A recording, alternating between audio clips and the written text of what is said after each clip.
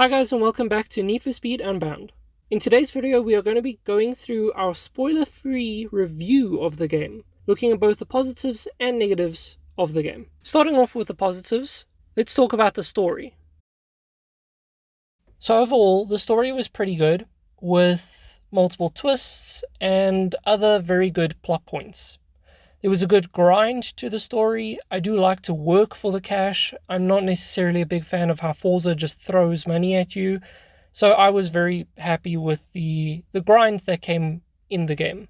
The story didn't necessarily conclude how I would have liked, but that's just personal taste. Overall, the story was still quite good. The communication between characters is as to be expected from a Need for Speed game and the previous installments of the Need for Speed franchise. But what really took me by surprise was the communication between the cops about the player over the radio. There's been lots of moments where cops will literally call out the fact that the player has done something a bit silly, or if they have done something silly and screwed up an attack of some form and the player got away. There was just really good communication overall, except her. Not her. That was cringy as hell. As per always in a Need for Speed game, there is amazing customization. I won't lie, I was a little bit disappointed that not all of the cars had crazy body kits, or that you could even delete some of the bumpers on some of the cars. For example, the NA MX-5 has no new customization, and I believe some people have even theorized that some of the parts that were previously separate are no longer separate. You have to do them together. But overall, the new body kits are absolutely amazing, and the only thing that I do wish that there was still for the customization, as we've been asking for the past few installments of the franchise, to please just have better fitment or adjustments for the fitment. Again, as per always, the new additions in terms of cars are always appreciated, and a lot of the new cars added this time were absolutely amazing. Not much else to say here, just new cars, new body kits, looks amazing, super happy that they're there. One of the other points that I was taken back by that I thought I should mention because it was really good was the competitive racing. There were a lot of moments throughout the story, both in the lower tiers and in the higher tiers, where I was having really good one-on-one combat, if you will, or racing with one of the AI racers, and it just landed up being a back and forth battle, and it was super competitive, and it was really, really fun. The same can basically be said about the cops. The cops can be quite competitive, actually stepping up a level pretty much midway through the game, and it took me by surprise. But the cops can also be a lot of fun and can really put the hammer down on you. Although I will note, whilst racing, sometimes it can be a little bit annoying because they do a pit maneuver on you and then you spin out like 50 meters away from the finishing line and then you lose all your positions. The handling has been a huge improvement from the previous installments of the franchise, as you can actually build a grip build now. You can race competitively with that grip build rather than just being forced to have to drift. Don't get me wrong, this is nowhere close to a Forza grip build or even a Forza drift build, but it is very good. Unfortunately, now this is where we cross over to the negative side and some of my negative points on the game. Starting off with the handling. Yes, I know it sounds a little bit contradictory to have the handling both in good and bad, but yeah. The handling can sometimes be twitchy and unpredictable, especially when you are on a really high setting grip build. Sometimes the car just loses it and then suddenly grips again and you go flying into a wall. I understand that Need for Speed has never been realistic, and I have never expected the handling in Need for Speed to be exceptionally realistic, but it also at times feels like it doesn't know what it wants to do or what kind of handling it wants to be. Now, being a game that is known for you only really being able to drift, its drift handling feels really weird as well, doesn't feel consistent, and you can't really hold long drifts. Kind of just feels like it's in the middle somewhere and it's just really awkward and weird. Unfortunately, the competitive racing does mean rubber banding, and although sometimes it gives you really good races, I've noticed more so in S+, so the last tier of performance that you get, the rubber banding is ridiculous, and if you crash even once, one of the AI will just hit VTech like VTech has never been hit before and vanish into the cosmos, never to be seen ever again. I've had at multiple points where some of the AI are flying past me at well over the speed cap for the game. Clipping issues.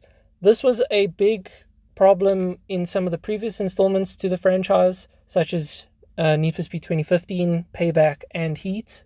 The cars would sometimes just randomly clip through the ground, I guess, and the cars would be sent flying.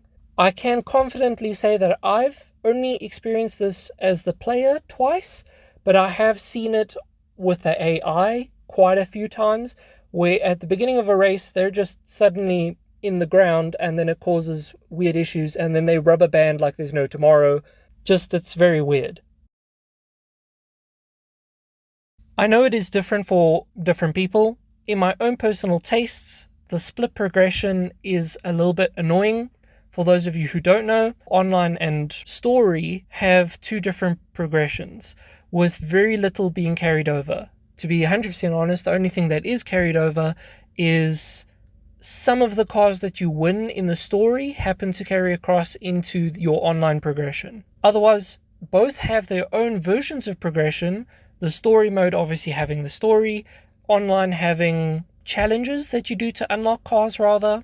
I would have preferred they had done it the same as some of the previous installments where your cars carry across.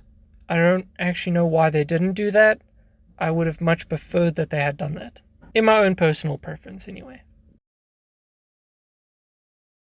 Something that I found quite disappointing is not all cars can be max level. I remember in Need for Speed Payback, the community had really big backlash towards Ghost Games, pleading and begging that all cars can meet the max level of 399 plus, which Heat had, where every car could meet 400 plus.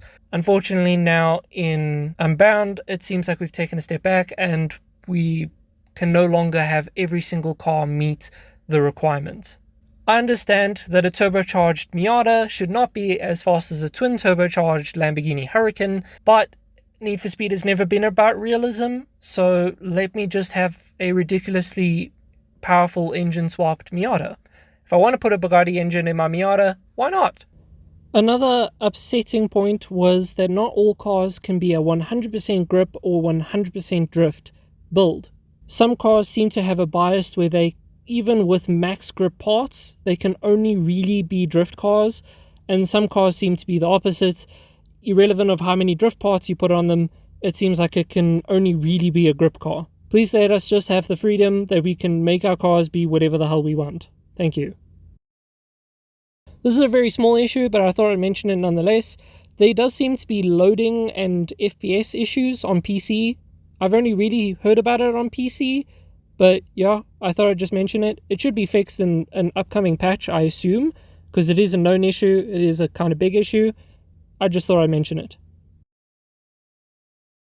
Finally, on the negatives, some things, mainly the drifting, just feel like afterthoughts. For example, throughout the story, there were multiple points where I felt I was supposed to have a car in that class that could just do everything, whether that be off-roading, drifting, and just normal races for both top speed and hairpin corners. It just felt a little bit like an afterthought that you were supposed to be able to do all of these things. The game was definitely not giving you enough money that you could have multiple cars in every class for the different types of racing. There is no real off-road racing in the game, which is fine by me. To me, that's not really a thing that's been in Need for Speed. I appreciate the customization and availability to do it, but don't need the races for it. But I do get irritated when I'm in my very fancy supercar and it's making me go off-road. The drift events also kind of just feel like makeshift versions of the takeover events, which is slightly disappointing, as drift cars don't really serve much of a purpose after the fact. In some ways it is better than Heat, and in some it's not. I don't know where I actually stand on the game, if it is in total better than Need for Speed Heat or not. Irrelevant, I do really love this game, and I would highly recommend you picking it up, especially if you've been a fan of the franchise for a while now. It was super fun. I have enjoyed it, don't get me wrong. There's just one or two like really weird issues. Anyway, that's going to be it from me. I will see you guys next week, where we actually put down one of our cars, which I think is probably going to be one of the fastest cars in the game. So until then, guys, cheers.